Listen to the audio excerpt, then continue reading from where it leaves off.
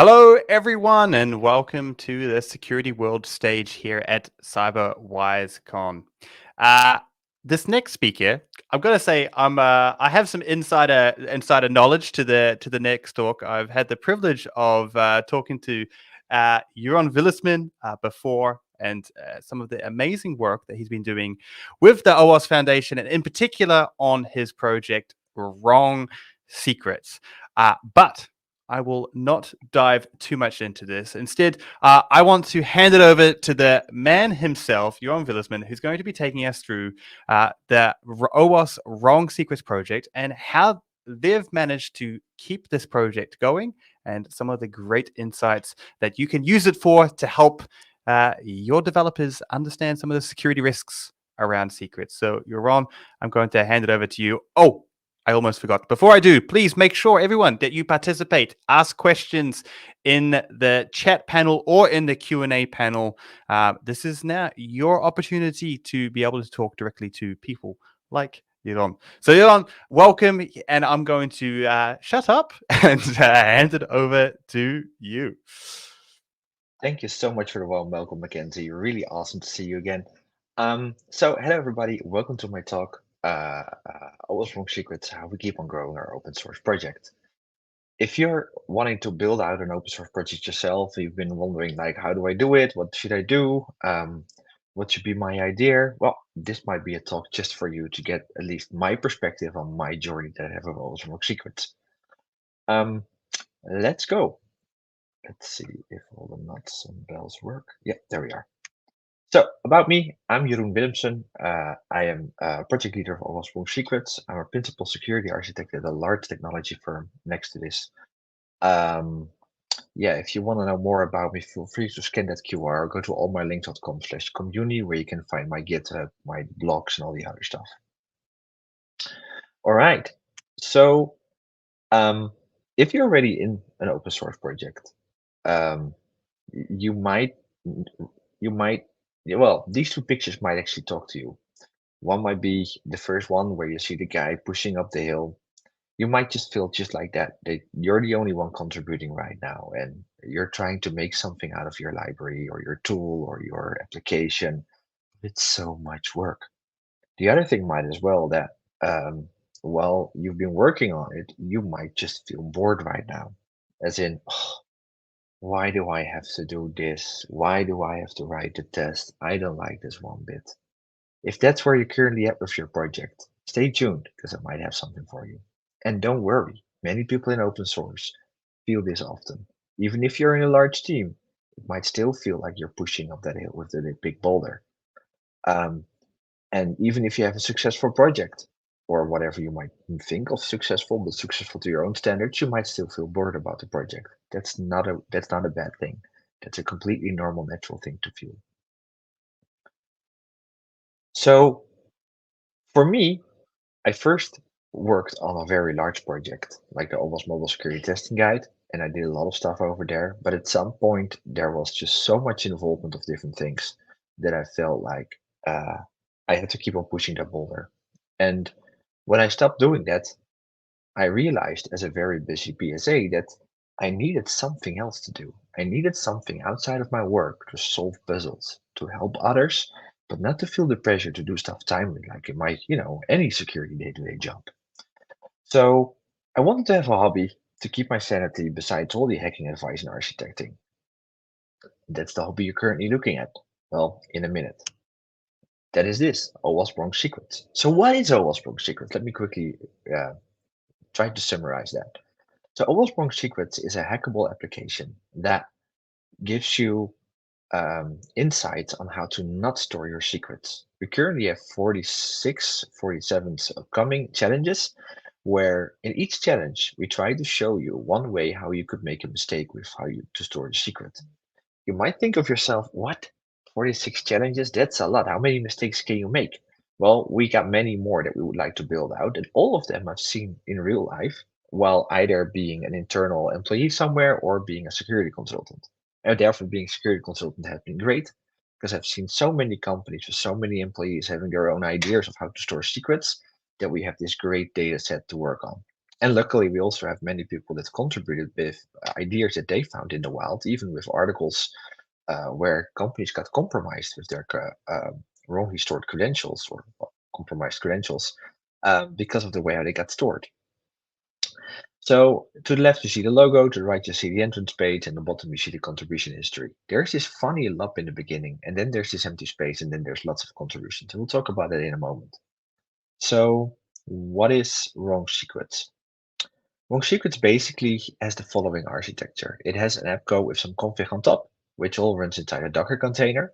And next to that Docker container, we got a bunch of other things in there. You can see Go, C++, Rust, and soon .NET as well, which are just all sorts of binaries we packed inside the container. So we built those out ourselves, and we try to hit secrets inside.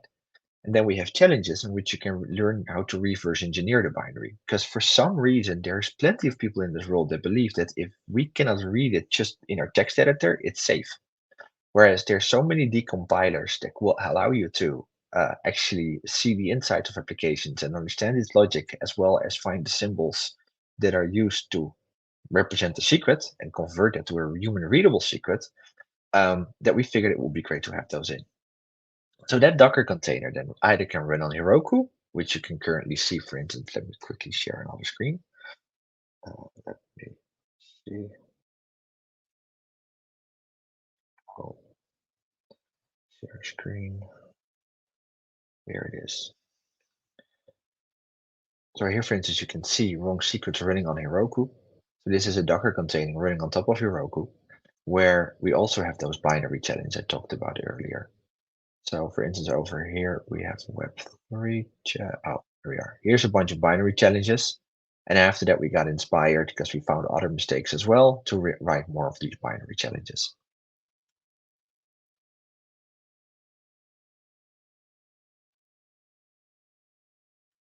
Sorry, let me quickly look back. Yeah, so here we are. So all of this can run on a Kubernetes cluster. And then we can also provision Vault, because Vault has a great open source variant for which we're very grateful. If anybody from HashiCorp ever watches this, thank you so much for HashiCorp Vault open source. We really appreciate your effort there. And this is a great secrets management solution, but you can also configure it completely wrong. And that's not necessarily a bug. It's how you are going to use it, basically. If you use it the way that they describe to do it in their readmes and documentation, you'll be fine. Luckily, we found many people to not do any RTFM at all and just blindly start using Vault and then do lots of funny stuff in there. So therefore, we also have a bunch of Vault challenges.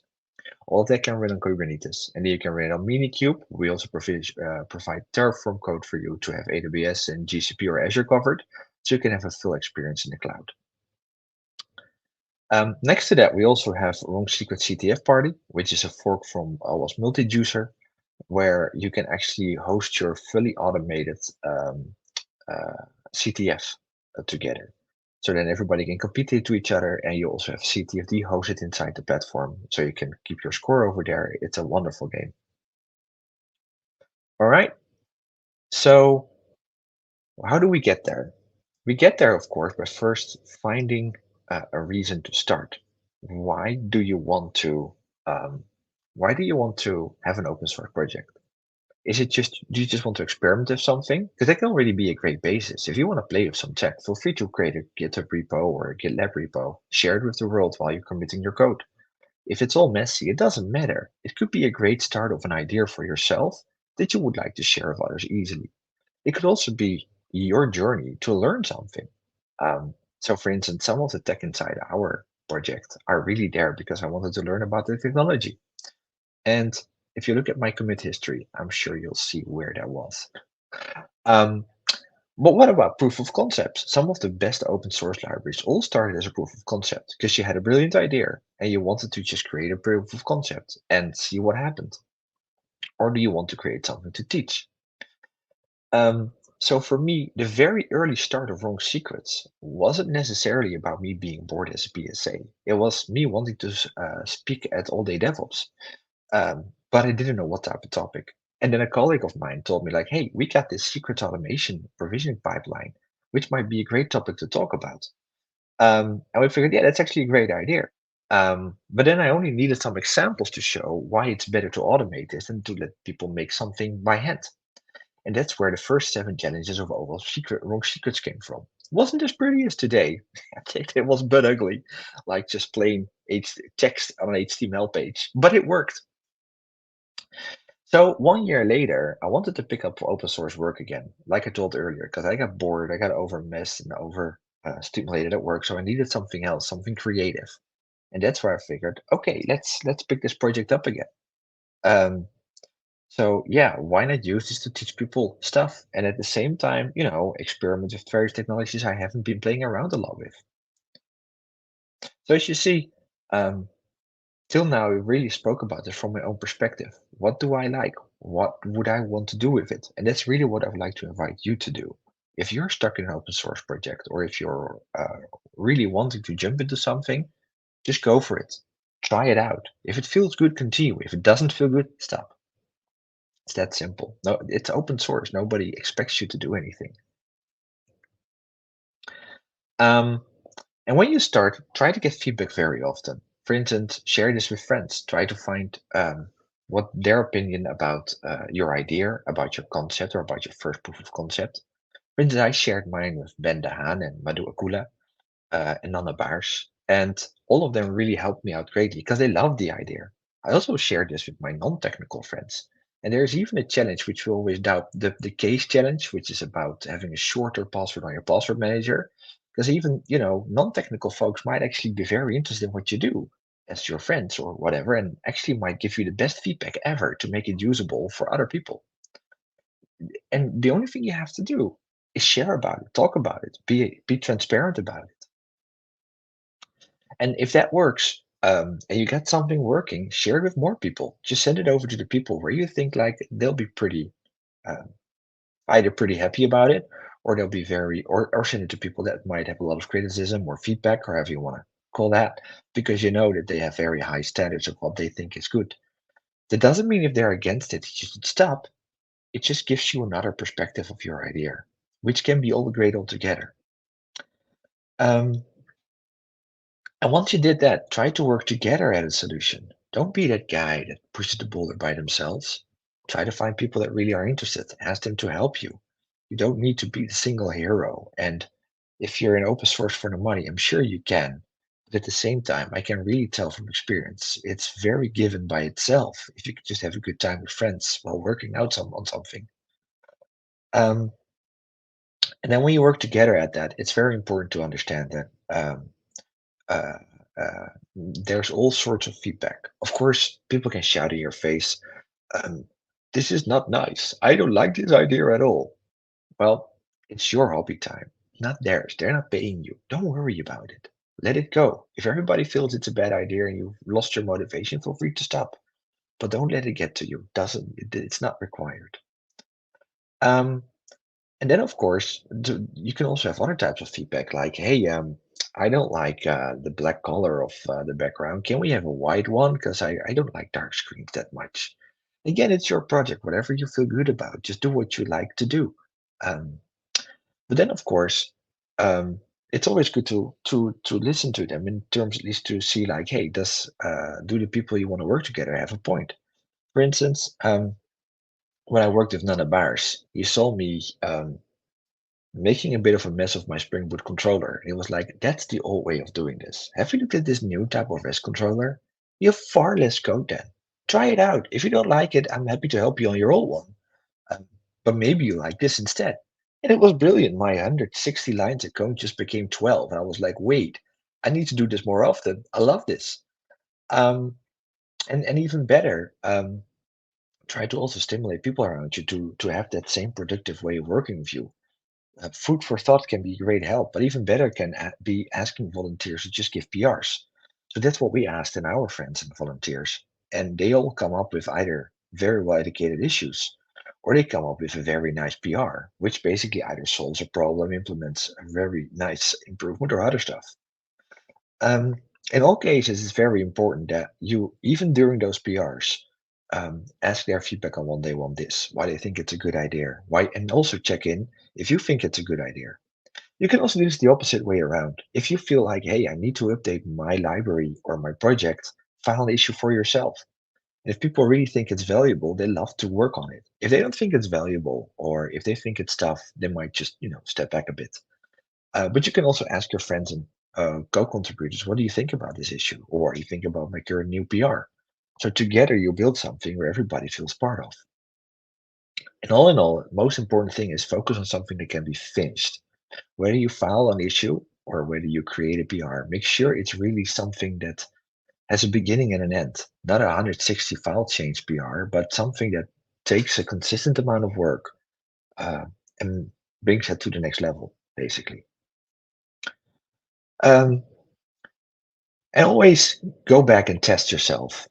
Is this good? Is this idea good enough to invest your time in?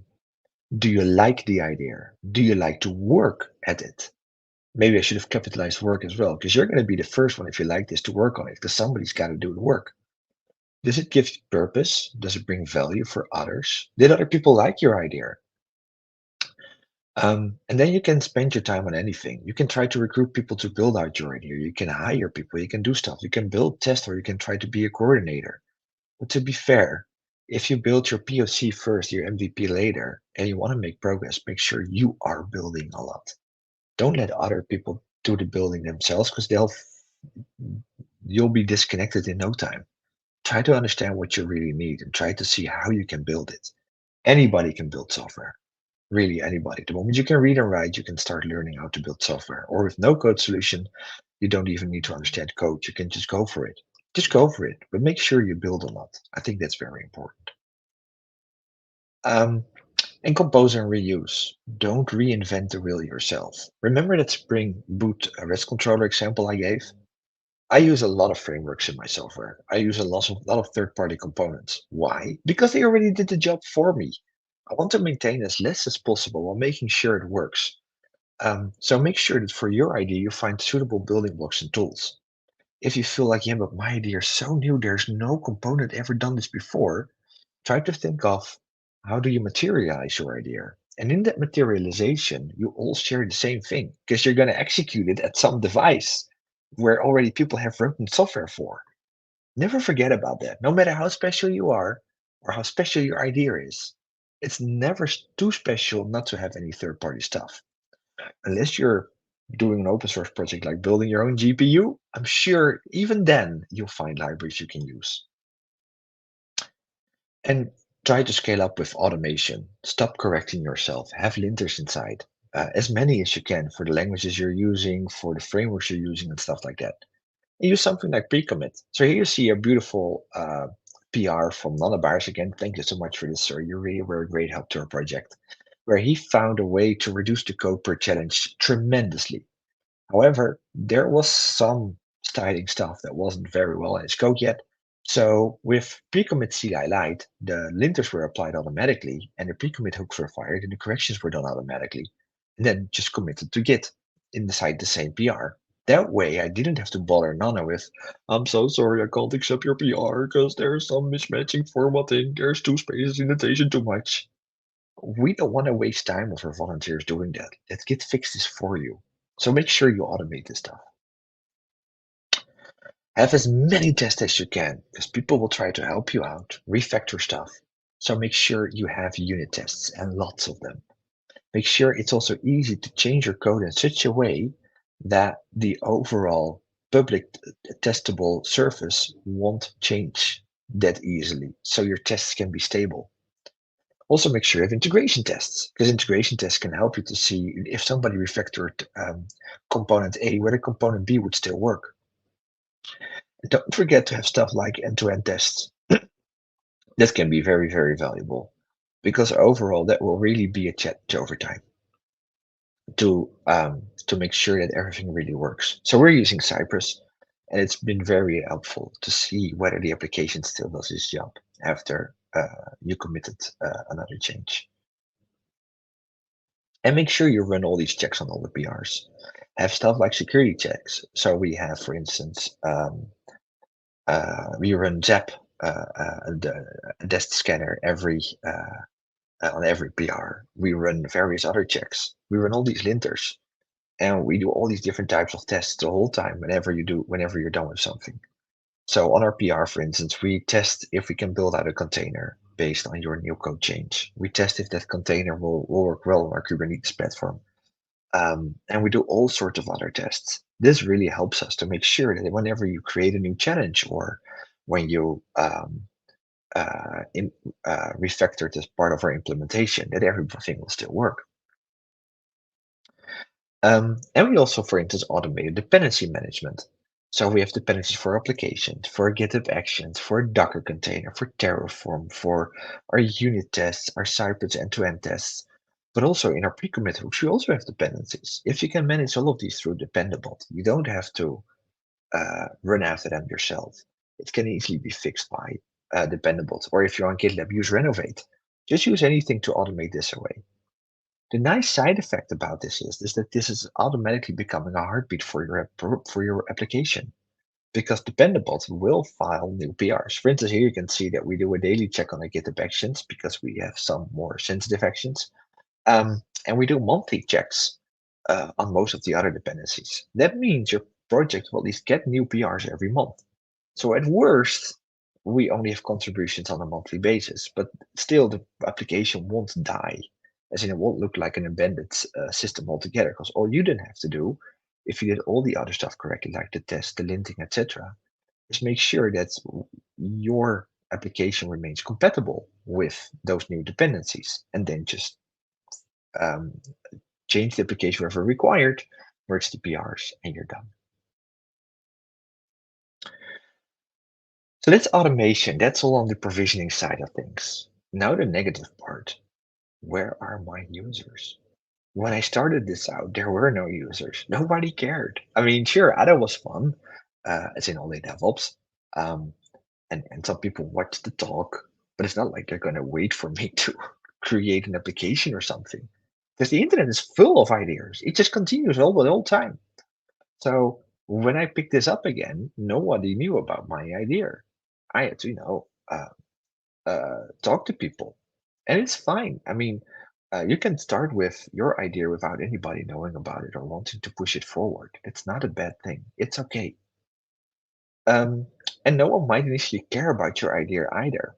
So when I talked about wrong secrets, the first feedback I got, wait, can't we first have a secrets management cheat sheet in OWASP that actually shows what we have to do? Or can you write a blog on better practices? Because we don't care about the bad ones. Um, which is fine, right? But one doesn't go without the other. It's fine to still have bad ideas next to the other one. So in the beginning, you might not have any users. Don't let this get to you. It's not a problem. Just have fun building out what you want to build out. And if your idea is good, the users will come eventually and people will like it.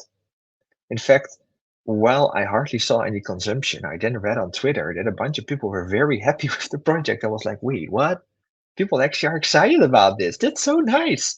Um, but I never knew until, until those people started mentioning it. And we saw it also in GitHub traffic, of course, after a while. But it just takes a while. So again, enjoy the ride, even without the users. You don't need to create something necessarily that has value for others. Make sure you first build something out you like. That should be your starting point. I know I've said it like this is like the third time I'm saying it, but if you like what you do, please continue doing it. It doesn't matter what other people say about it. If you don't feel right about it, but somebody else says like you should do it, but you don't see users and you don't feel good about it, you're not paid to do it, don't feel bad stopping. And we'll talk about that in a moment as well. Um, one very important thing though, even without users, consistency is king. You need to make sure that your code is a bit consistent. You need to make sure that the way it works is a bit consistent. Because if you abandon your project for a while and come back to it, it should be something that speaks to you, not something that makes you spend a night of your spare time. That's already a very little spare time you could have spent with maybe family, computer games, friends, or whatnot, or even other beautiful things.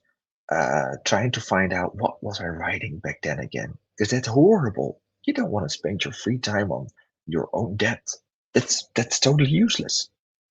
So make sure you're consistent in your code, but also in the product itself.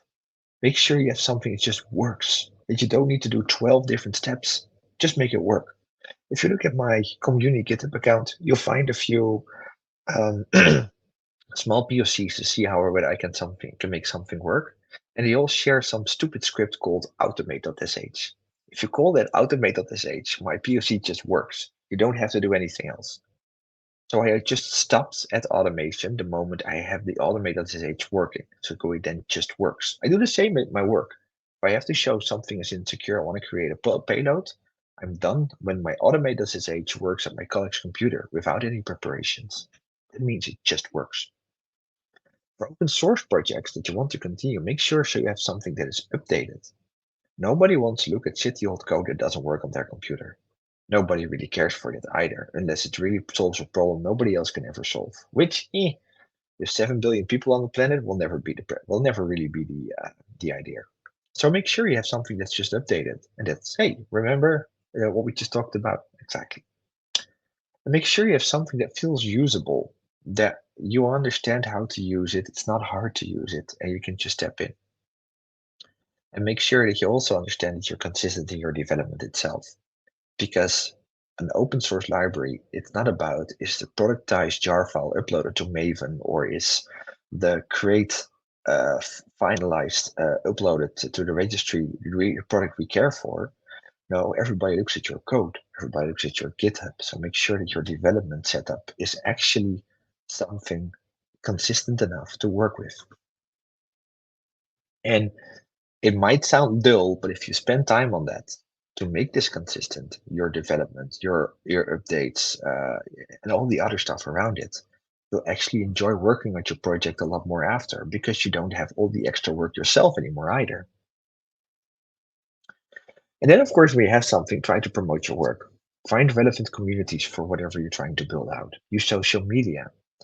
I have to be honest, I haven't done anything on TikTok. So if you watch this and you wanted to do a TikTok video on Wrong Secrets, let me know. I'm happy to check out your work after that. Also try to use other platforms to promote your content like Dev2 or some other blogging like Medium or whatever.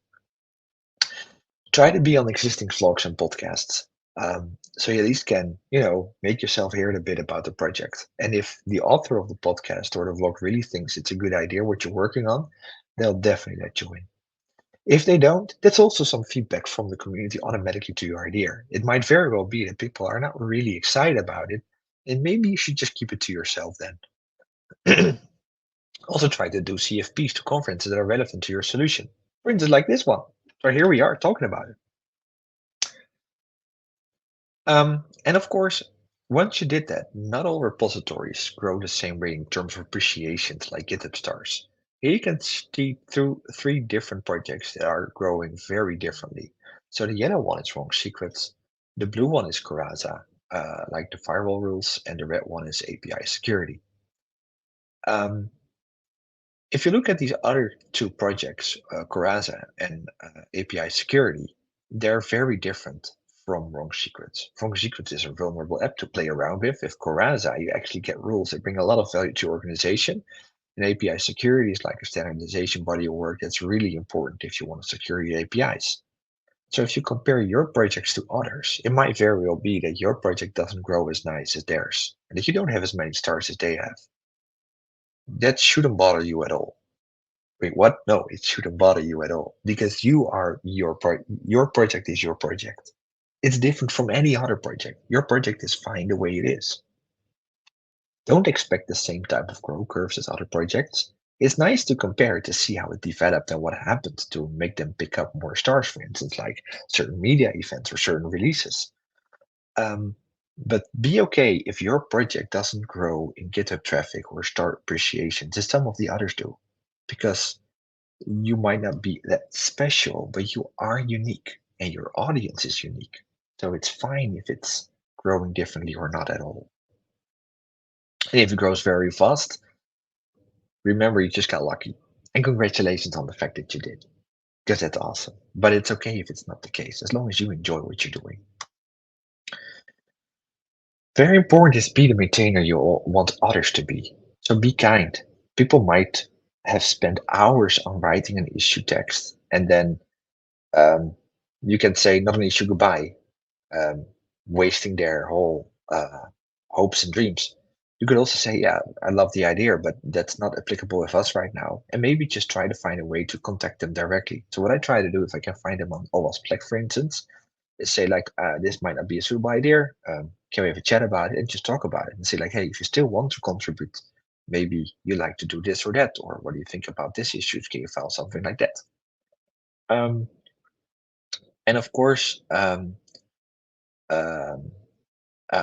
it the issues you might get from others being filed um, might have a very weird tone, and that might not be very productive for you as a maintainer. So always step back, because I just wrote these 4 types of feedback that I received over time. The first one is the hero or the prover. He basically wants to prove how cool he or she or they are. So they want to point out that something is very wrong with your project. You shouldn't be doing this. This is so buggy. Why on earth did you do that? And don't take it personal. They're trying to prove how well they know something and try to project it on your project. For instance, we had many security experts talking about the binaries in our project, telling us that the binaries are very risky. You can't just put binaries in your project because that's, supply chain risks. And then we kindly explain them, look, we build our own binaries and WrongSecrets binaries. There's the code, there's the cross compilation. We even manage dependencies over there and scan them, so we should be okay. But people would like to show that they know something about supply chain security, so they'll eventually notice or try to make note of this if they didn't study it correctly. We also found other issues where people basically said, like, look, I love this, I love that, and can I help you to grow your project? Can we do this together, for instance? We also saw the envious or the frustrated. It's just basically saying this project sucks. You should have done something completely different. This doesn't educate anybody. That's okay. If people feel that way about your project, don't make yourself feel that way as well. Let it sink in, let it drop off, and move on. And then, of course, we have the helper. Can I contribute with you? Can I join you? And those are the best. In all cases, the feedback you get is not necessarily about the project itself. It's about the context of the project, or it's about the author of the issue in the context of the project. Never forget about that. And it's fine. No matter what they say, it's fine. Just try to be kind. And yes, I have hard times being kind. Everybody does. Take a deep breath. And if you fail, you'll have a better day tomorrow. Don't worry. And no, you can't satisfy everyone. You can't get all the PRs in. For instance, I got a PR once with 7 different big refactors because they thought somebody wanted to remove all the code smells, but it made my project so complicated I couldn't maintain it after. It was without code smells with so many nice abstract classes and whatever that I felt like I can't do this. I'm sorry, I have to decline this. But it took me a talk with Ben and Nana and like a few nights of sleep to decline it because it felt to me like I let down that contributor because she really put an effort in to make that work and it was beautiful code, but it was just not helping me to maintain it in the future. So yeah, it's hard to decline that, but please do it because you need to maintain the code after the PR is merged. Have a code of conduct and a contributing guideline. That's really helpful when you want to be a good maintainer. And make sure you're ready to enforce them because people might be, not so nice to each other within your project context. And that's where you have to step up as a maintainer and to explain to people that this is not the way how to work on your project, whether together or against each other.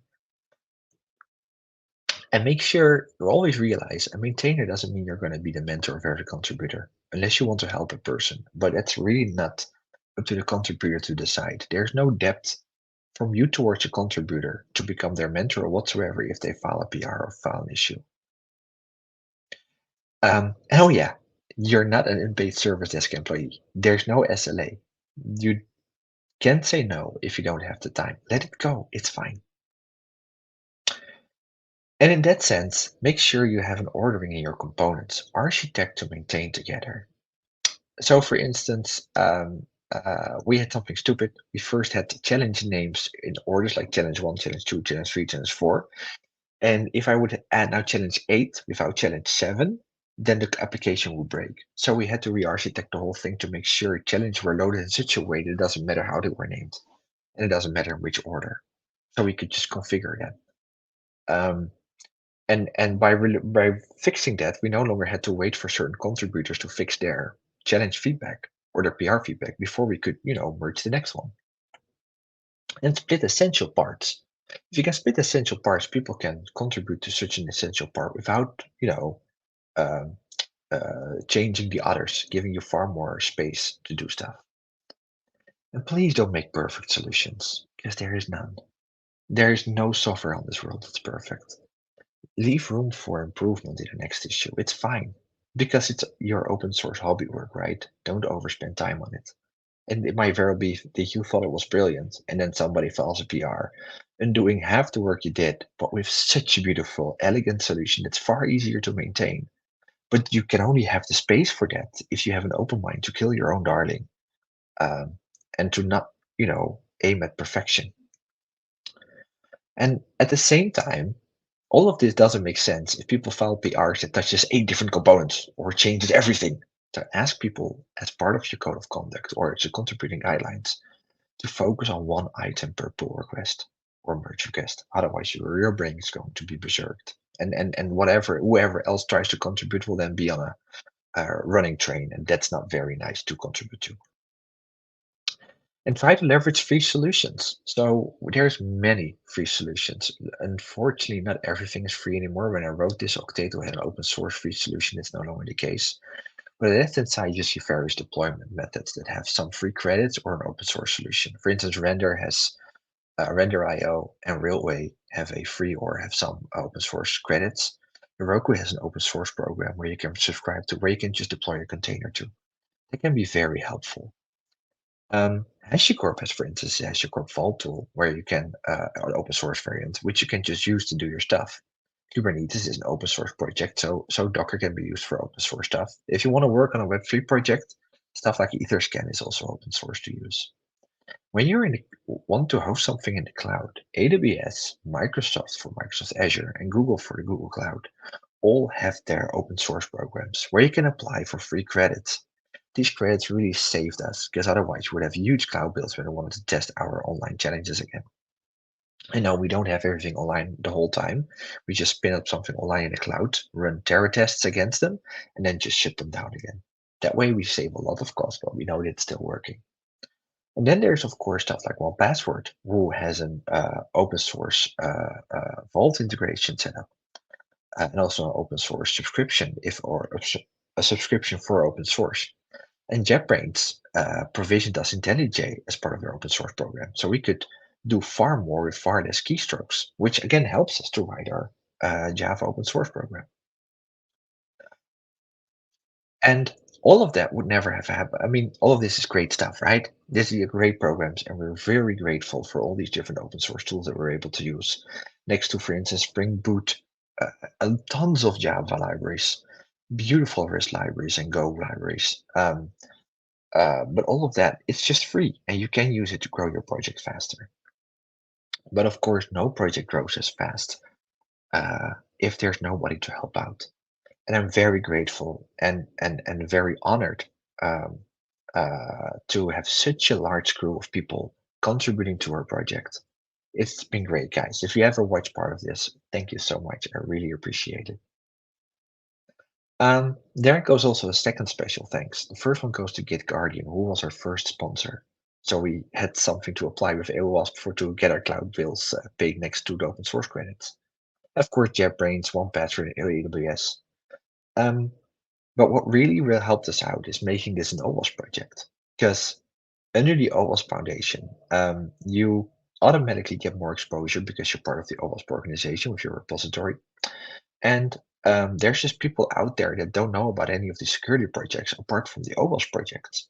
So if you're becoming an OWASP project, you automatically increase your visibility. And lately, I must say that the OWASP project support has been increasing over time, which made it again more useful to do this. I also have to share, you shouldn't try to become an OWASP project if you're not here for the long run, because OWASP is trying to kill their dead projects and clean them off, and they don't want to have new projects that will die within a few months as well. So make sure you first grow your thing, and when you really think it's good, then try to apply if you think it's a good idea. And again, it's okay to let go. If you're in some unpaid project, let it go for a while. If your family says, "Hey, stove away the laptop, son, because we're here and we need my husband, dad, or whatever," try to step away. To me, that's often very hard, and I'm still learning that because I'm sort of addicted to make this bigger because I like programming. It's like this, gaming or programming addiction, I could say. But try to let go of that if you can. All right. So, lessons learned. Open source development is hard. Make sure you're motivated. Make sure you like what you do. Try to get feedback often. Compose and reuse and automate. Don't do stuff all the way yourselves. Be the maintainer you want others to be. That doesn't mean necessarily everybody's mentor, but be a kind maintainer if you can. Architect your solution to maintain together in a way that everybody understands it and can work separated from each other. And again, it's okay to let go. After all, it's your spare time. All right, that was it. Do you guys have any questions? Thank you so much, Jeroen. I've just seen a note here from Chantal in the chat just to say that your insightfulness, your expertise, and passion truly inspire us. And I have to say, every time I hear you talk about that, your passion for the projects and for open source does ooze out of you, and it certainly makes us all really want to be part of the project. I can tell you that. Um, I'm going to kick off the questions here. This is kind of more in line with just like general open source. You talked a lot about being an open source maintainer and the challenges that come with that and how to overcome them. What about from the other side of being, a first time open source contributor as a maintainer yourself? Should people be kind of scared to make contributions, or how could they go about making their first contributions if they're worried about things like not having the correct linting as you talked about, or if they're a bit nervous? What advice would you have for people wanting to contribute to projects for the first time? So it's natural to be nervous. I remember my first contribution to an open source project. I think it was the ZSync barcode scanner for Android. And I was hugely nervous because I was like, why would my improvement make sense? And I even did something stupid like something like public static, whatever type of variable naming instead of the right ordering. So his linter broke, and I was like, oh shit, I did it wrong. Oh man, oh man. But um, and that happens, and that's okay. It's okay to be nervous because your code's going to be seen at the internet. Let's start with that. That's okay. Embrace it. At the same time, knowing that everybody went through this nerves, you're not alone on that. So feel free to contact anybody who's in the game, whether it's the maintainer or somebody else who contributed before, and ask about, hey, I read the documentation offered, like the code of conduct or the contributing guidelines. I did a fork, I did some tests, it seemed to work, but I'm not sure if this is okay. Can you have a look at this? Feel free to ask that. I've gotten these questions many times as a maintainer, like, is this okay? And then I got this whole chunk of code, even in an email, and I'm like, ooh, how am I going to see whether this is okay? I don't know. And then I just kindly asked, like, look, it looks okay from a conceptual basis, or it doesn't look okay because I'm not sure how to use this. Can you file a PR and just file it as a draft PR? And we'll just maybe over Slack or even over a video call, go over your code together and have a look at it, um, and see if we can make it work. The worst thing you can do is say to a maintainer the simple two lines, I have an idea, but I can't get the code to run, and then walk away. Because then the maintainer is like, what? Do you need help? Do you just don't like the IDE? Did you try to write in C++ while it's Java? I don't know, man. I don't know what the problem is. So I can't help you. Help me. So give a space. So give fellow contributors or coordinators or leaders or maintainers the space to help you. That means really make sure it's clear what the problem is, and if they ask for clarification, respond because it's also their spare time. Absolutely. And I also think too, don't feel bad if certain maintainers don't have time to maybe work with you as well. People are busy, and that's nothing on you as a contributor. Sometimes, but don't be afraid to start. I'm sure everyone appreciates that. Um, I have one other question. We're running out of time, but it's lunch break, so I'm going to take the executive decision. We're going to go slightly over because I'm the moderator and I have more questions and I can do that. So I just want to say, OWASP WrongSecrets is a great project. What is the number one mistake you see other companies doing in managing secrets? What is probably the maybe not number one, maybe couple, but what are some big issues when it comes to other companies storing secrets incorrectly, which is what OWASP WrongSecrets is all about. So if I would have a top three, the first one is actually not about the secrets themselves, but it's about not educating developers, security, and whatever on guidelines, where to and where to not put stuff. Most places where it goes wrong is because there's no guidance. So security doesn't have their scanners running out and it's part of pipelines or whatever, or their own little exercises because it's not on their radar. And engineering will be like, I got this variable called API key. Fits nicely in this class, doesn't it? Because there was no guidance not to do this. It's up to the person itself. So the first rule number one is make exactly clear to everybody, this is how we store secrets. This is how we store human secrets, and this is how we store machine secrets. It starts with that, and then try to enforce that. When that doesn't exist, then number two comes in. Then it's still, good bloody old code. And often it starts with, just your Java files or your HTTP files or your C files and stuff like that.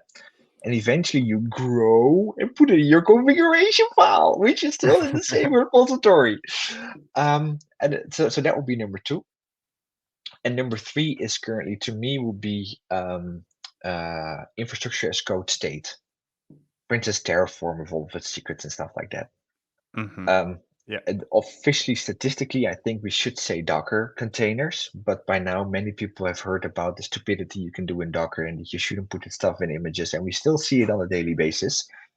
But very often the bigger secrets that allow you to go outside of that workload to lots of other things are often in Terraform state, for instance. So those would be really my top four then, or top five. Really, really interesting. Well, we have run a little bit over time. It is time for lunch, so Jeroen, I will let you go. But I just want to say thank you so much for coming in here, sharing your passion with us all, and running us through this. And I really hope that a few people will feel comfortable, maybe becoming maintainers or open sourcing their projects after your talk. So thank you so much. All right, cool.